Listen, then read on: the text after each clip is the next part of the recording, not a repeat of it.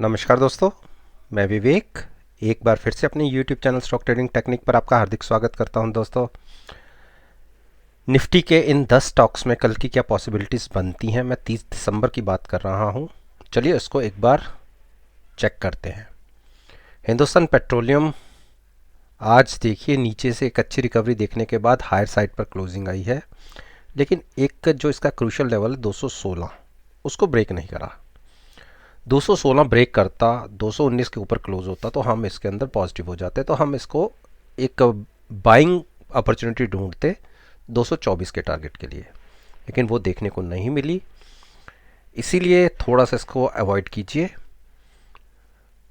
और ट्रेंड अभी इसका बेरिश है, छोटी छोटी मूव देखने को मिली हैं, लेकिन अभी शॉर्ट भी नहीं करना। आईटीसी ने एक लेवल था 209, जिसको क्रॉस करके ये स्टॉक नीचे चला गया था और काफ़ी नीचे चला गया था। तकरीबन आप देखिए 197 तक के लो भी दिखे, लेकिन फिर से एक बाइंग दिखी है और हायर साइड पे क्लोजिंग आई।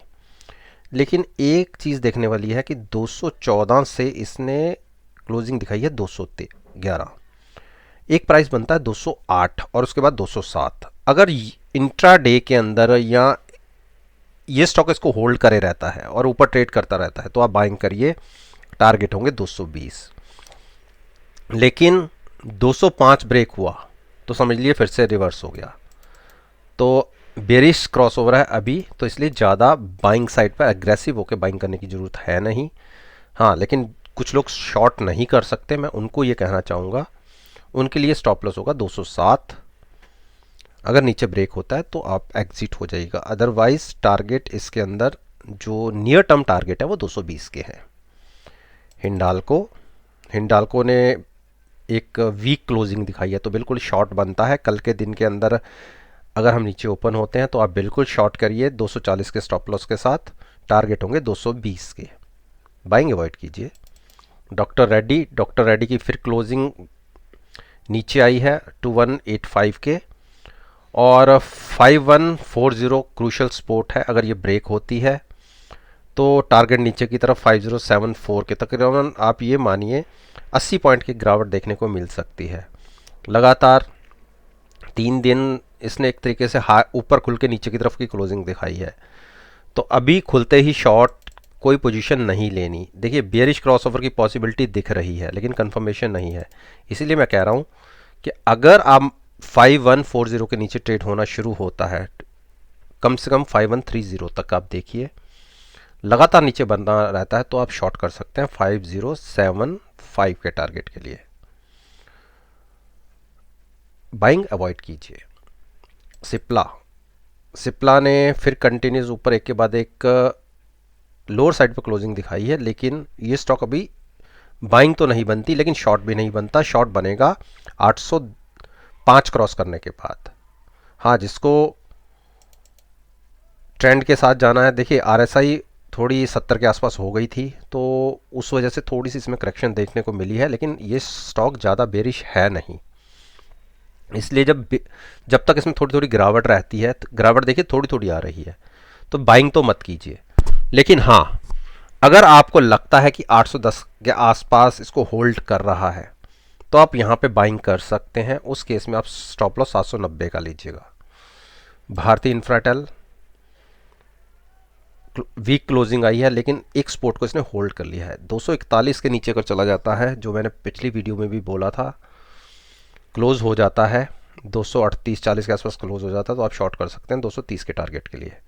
देखिए मैं आपको क्या कह रहा हूँ, 246 का एक ऐसा प्राइस है, पिछले अगर 10 दिन से इस इस स्टॉक की कैंडल फॉर्मेशन देखेंगे तो हर दिन इसने 246 को छुआ है, और आज भी इसने 246 को छुआ, ऊपर खुले और क्लोज बिल्कुल नीचे आए। कल अगर हम नीचे खुल जाते हैं और कंटिन्यूस नीचे बने रहते हैं तो आप देखिएगा इसके अंदर फॉल 230 तक का हो सकता है। उस केस में चाहे आप 246 का स्टॉप लॉस ले लीजिएगा, एक ट्रेड नीचे की तरफ बन सकता है, लेकिन अभी फिलहाल इन प्राइसेस पे ट्रेड नहीं करना। शॉर्ट साइड पर बाइंग अवॉइड कीजिए, जब तक 250 के ऊपर की कम से कम क्लोजिंग ना मिले तब तक अब बाइंग मत कीजिए। अब हम बात करते हैं भारती देखिए एक कंसोलिडेशन फेज़ के अंदर है और मैंने कहा था आपको कि आप 9 दिन की मूविंग एवरेज जो 510 के आसपास की है और 530 के बीच में ये प्राइस ट्रेड कर रहा है। और मैंने आपको थोड़ा सा साइड बैठने के लिए बोला था, रीज़न कि कंसोलिडेशन फेज़ के अंदर पैसे नहीं बनते। जबकि अगर आप ऑप्शन सेलर्स हैं तो जो ऐसा पैटर्न होता है बहुत बढ़िया होता है ऑप्शन सेलर्स के लिए, टाइम डिके की वैल्यू मिल जाती है आपको। लेकिन जो बाई और सेल करके चलते हैं उनको पैसा नहीं बन पाता।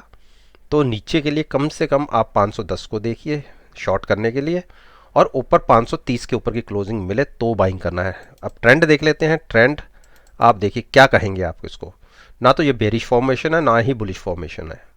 अब किस तरफ को ये क्रॉसओवर देता है वो देखने वाली बात है। अब बात करते हैं हम बजाज फाइनेंस।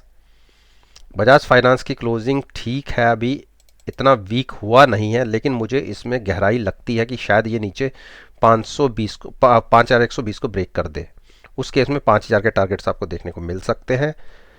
देखिए स्टॉक पिछले अगर 1.5 महीने की फॉर्मेशन देखें तो एक रेंज बाउंड है, 200-250 पॉइंट की एक रेंज के अंदर ट्रेड कर रहा है। तो इतने बड़े स्टॉक को 200-300 पॉइंट की मूव कुछ भी नहीं होती।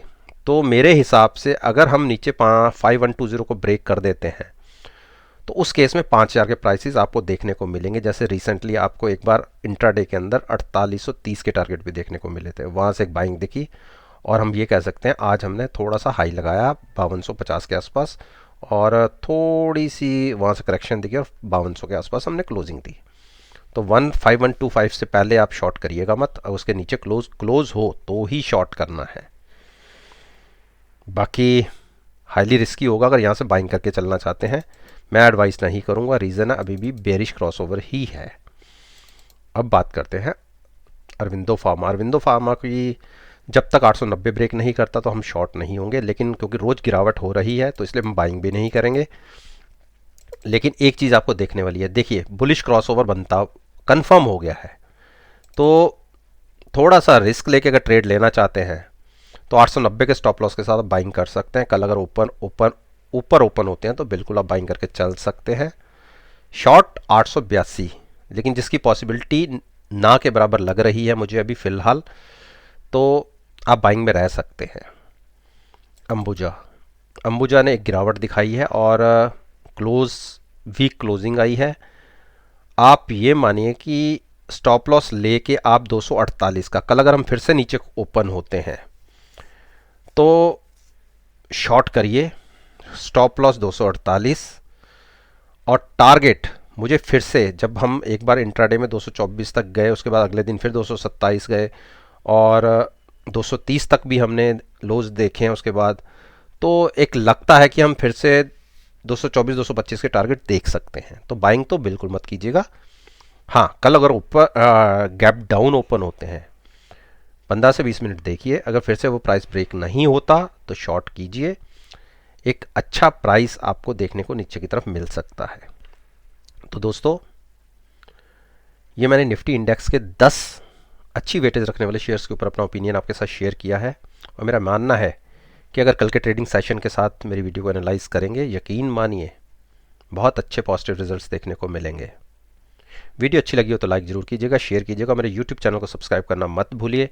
इस बात के साथ मैं आपसे विदा लेता हूँ और एक नई वीडियो के साथ फिर से आपके सामने आऊँगा। तब तक के लिए धन्यवाद। Take care and have a nice day.